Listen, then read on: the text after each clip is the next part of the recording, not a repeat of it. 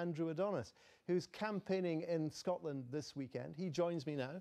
Good morning. Good morning. Well, Luke, what's the problem with Labour's stance? I mean, you want Scottish Labour to come out for another referendum, don't you? What's the problem with Richard Leonard's stance at the moment? Well, the overwhelming majority of Labour Party members across Britain, not just in Scotland, but in England and Wales too, are in favour of a people's vote. And when we had the big march in London with 700,000 last Saturday, there were a lot of Scots there.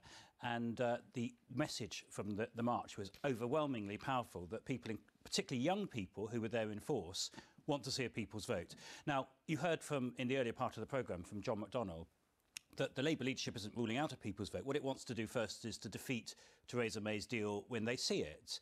Now, I respect that tactical view, which the right thing to do is to wait until Theresa May presents her Brexit deal to Parliament.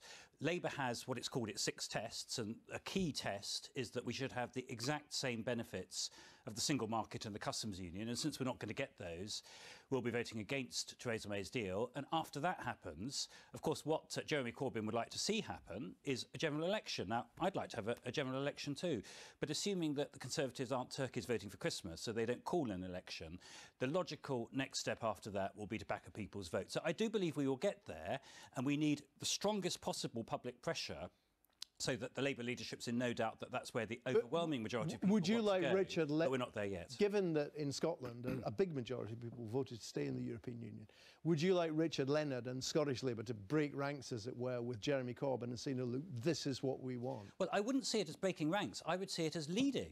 I mean, the job of leaders is to lead. Richard has a phenomenal opportunity here. There's, you know, in the 2 days I've been in Scotland so far, and I've done meetings in Aberdeen, Perth, Edinburgh, and I'm speaking in Glasgow this afternoon, I have yet to meet more than 1 or 2 people so far who are against a people's vote, and there's hardly any support for Brexit here in Scotland. I've had big meetings everywhere I've gone, and the young are particularly energised. Have you spoken to him about young Scots do not want to be shut up behind a border. Well, let's be clear. Like Jeremy, he's on a journey at the moment. He's waiting to see what happens with the deal and what's going to happen in the House of Commons with the deal. My view is that he should lead. He should lead by doing what? By saying Scottish Labour wants another referendum? Yes, absolutely right.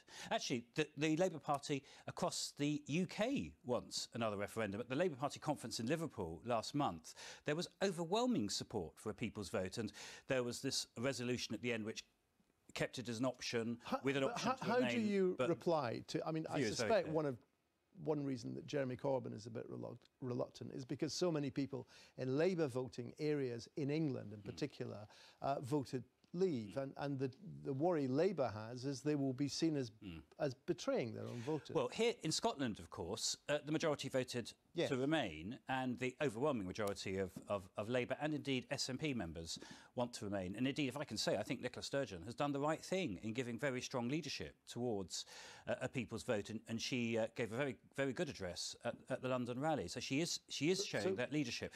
But be a bit more like Nicola, Richard. Well, what I want to see is a popular front. You know, this is the whole future of Scotland is at stake. Whatever happens constitutionally to Scotland in the future, there is no future for Scotland which is better off outside the European Union. And so, for my party, it's the right thing to do. It's the right thing to do for the Scottish Government, and they should work together on this. In terms of the Leave voters in England that you referred to, and it is true that there were Leave votes, particularly in the Midlands and the north of England, it's important to understand that a big majority of Labour voters in those areas still voted to remain in the EU, and opinion is shifting. Polls show now that a majority want a people's vote across England, and a majority across England would now vote to remain. So the job of political leaders is to lead. The job of the leader of the opposition is surely to lead the opposition, and that can only go one way now, against Brexit and for... All right, you mentioned Nicola Sturgeon rather favourably a moment ago. What she has always argued is that she'd rather stay in the European Union, but if we're going to have to leave, she wants, given the vote in Scotland, that Scotland should have some special deal which is as close to staying in the single market and the customs union as is possible. Now, I know you'd like that for the whole of the UK, but do you have some sympathy for the SNP in saying, well, look, we want something that reflects the way the vote went here?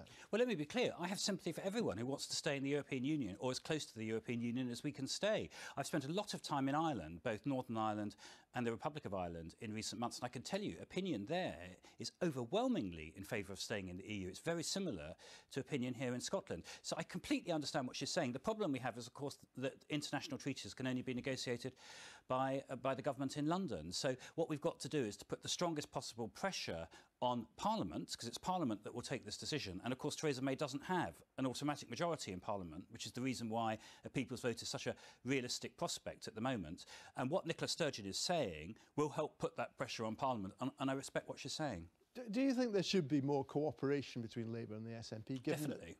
Definitely should. I mean, even if it came to an election, for example, yes. the SNP might yes. be in the balance of power. I mean, yes. and what they would want is to do what Jeremy Corbyn has hinted he might do, but which Richard Leonard is dead against, which is say, well, look, if you cooperate with us, we'll give you a second independence referendum, not just a Brexit one. Well, what the politicians should do is take their lead from the people. Now, in the meetings I've done in Scotland, I've had Labour, Lib Dem and SNP members, indeed I've had some Conservatives, I've had some former Conservative MEPs who've been at my meetings. What they want is a popular front. They want all of the parties coming together to put pressure on the House of Commons so that there is a people's vote and we end Brexit. They are very clear-sighted as to what they want. What we now need is our political leaders. But you need to do a deal, so Labour support an independence referendum and get together with the SNP and fight Brexit. Yeah, I don't see these as connected. The issue which we've got in the next year is whether we Brexit or not. Okay. That is the issue. That's the one we should address. We have an opportunity to stop it, but only if our politicians work together. All right, Lord Adonis, thank you.